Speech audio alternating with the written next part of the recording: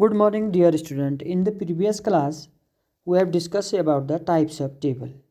In the types of table, we have discussed the two types of table: simple table and a complex table. And a complex table is also divided into double table, treble table, and a manifold table. Today, we will discuss about these all three tables. Now, double table. Double table, as the name simply indicates, it shows the two variables and their frequency. It provides information about two interrelated questions and a particular phenomenon. Just so you can see in the table, you can say now number of student. There is a faculty and a male student and a female student. Two aspect of a variable is shown here. This is called the double table. Now in the treble means three. Now similarly, now three characteristic of each, and when three interrelated phenomena are presented in a table, you will find the faculties, again borders, day scholars, males, again females, borders, day scholars, and these three, and the total of the females and the total of the males, that is the three qualities of her data is shown. That is called the treble table. Now manifold table. Manifold means if the manifold table gives more than three interrelated information. The manifold table I will just show you in the next page. You will find the faculties again, then male, resident, and then residence is also divided into borders, day scholars, and marital status, married, unmarried. Similarly, female also. The four of the each of the qualities of four have been shown here, so it is called the manifold table. Now next topic we are going to discuss is the diagrammatic representation of the data. In this diagrammatic, now the data we have will be shown in the diagrams, different diagrams.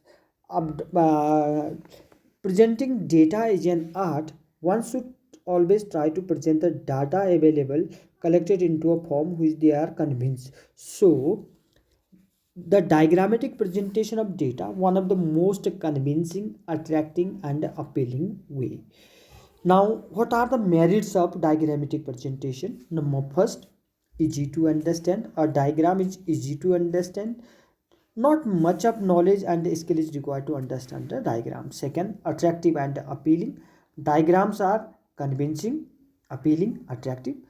For example, the viewpoint advertisement carry diagrams. You can say in different advertisement, diagrams last long and impressive.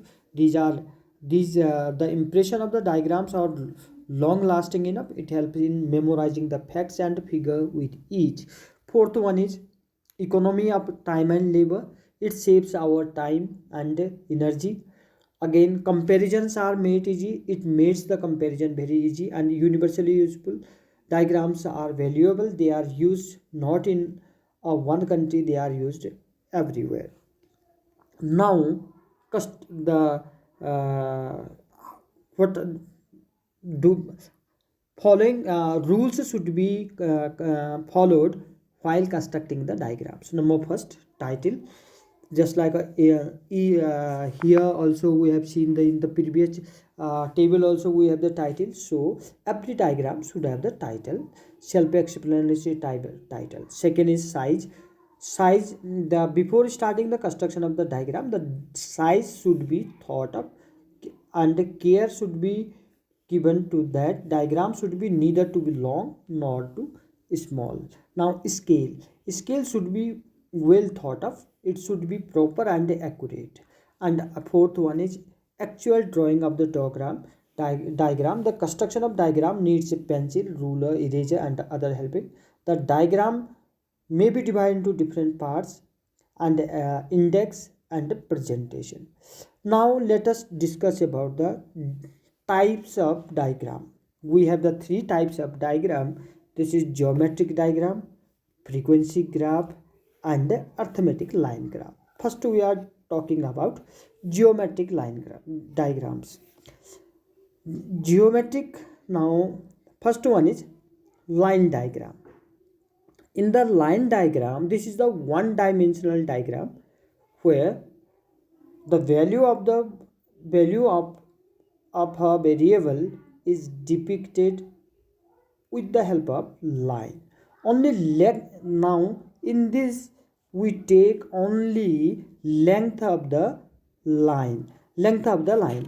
Now you can see the date and rainfall in centimeter. So presenting in the, if we present this information into line diagram, so dates 16, 17, 18 to 30 will be shown in the vertical axis and x-axis, and the rainfall in centimeter that will be shown in the that is vertical or y-axis, and this dates in horizontal or x-axis. Now 16, in front of 16 we'll draw a line of 17. Just I will click a picture, then I will show you. This is called a simple line diagram. Again, so let's show me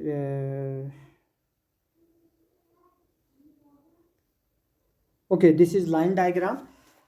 Now steps, we need to sort these data either in ascending order or smallest to largest as given below. The diagram will be constructed, you can easily construct according to the line. Second one is the simple bar diagram.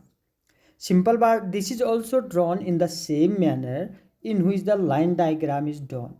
However, a simple bar diagram shows a value or magnitude of some variable with the help of a number of a single bar for each of the value or variable instead of through a line. All the bar must be of same width, neither too thin or nor too thick, and prepared by using uniform space.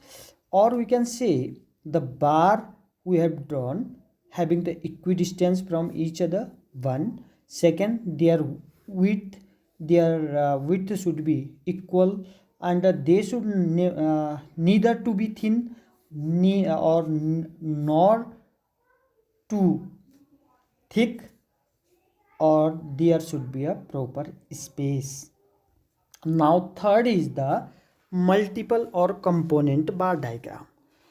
The diagram which shows two or more sets of a data is called the multiple bar diagram. As the name suggests, in multiple diagram we show the two or more than two sets of a data.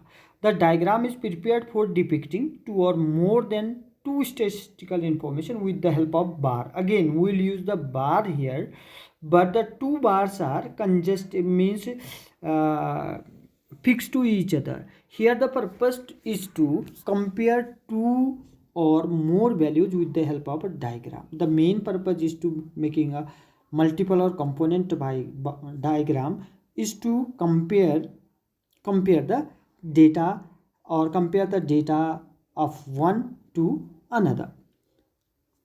The use of the multiple bars is made for representing different values of number of periods. These tables are used to show different variable or multiple variable of a two series.